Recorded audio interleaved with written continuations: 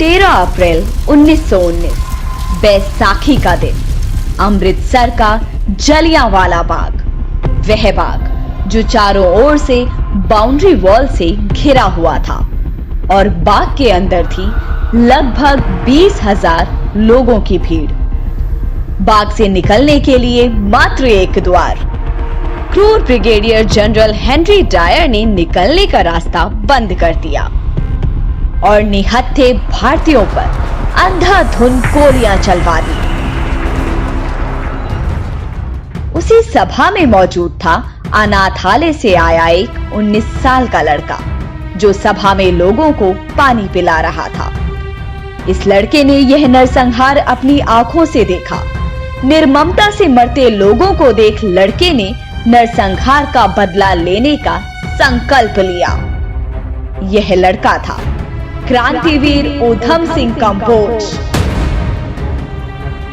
ऊधम सिंह का जन्म 26 दिसंबर 1899 को पंजाब में संगरूर जिले के सोनाम गांव में हुआ था।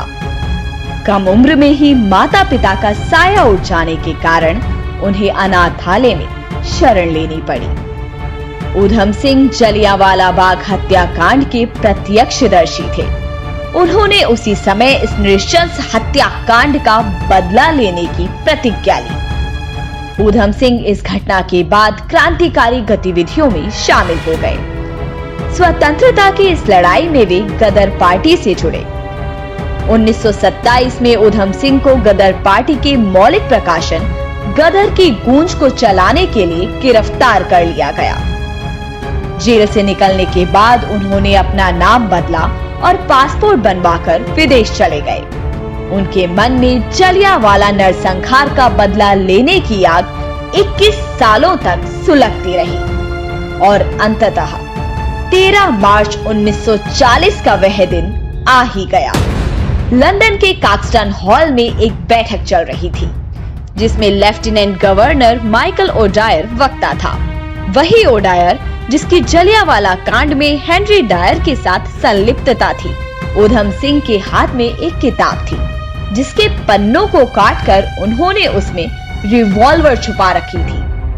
बैठक समाप्त होने के बाद अफसर मिलते ही ऊधम सिंह ने रिवॉल्वर से डायर के सीने में 2 गोलियां उतार दी। डायर की घटनास्थल पर ही मौत हो गई। गोली चलाने के बाद भी ऊधम सिंह ने भागने का प्रयास नहीं किया और गिरफ्तार कर लिए गए। ब्रिटेन में ही उन पर मुकदमा चला और 4 जून 1940 को ऊधम सिंह को हत्या का दोषी ठहराया गया। 31 जुलाई 1940 को उन्हें पेंटन विलेज जेल में फांसी दे दी गई। ऊधम सिंह के अंतिम शब्द थे, अपनी मातृभूमि के लिए मरने से ज्यादा बड़ा सम्मान क्या हो सकता है।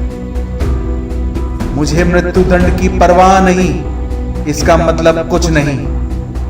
मैं मरने या किसी चीज की परवाह नहीं करता। मैं इसे लेकर बिल्कुल भी चिंतित नहीं हूं। मैं एक उद्देश्य के लिए मर रहा हूं।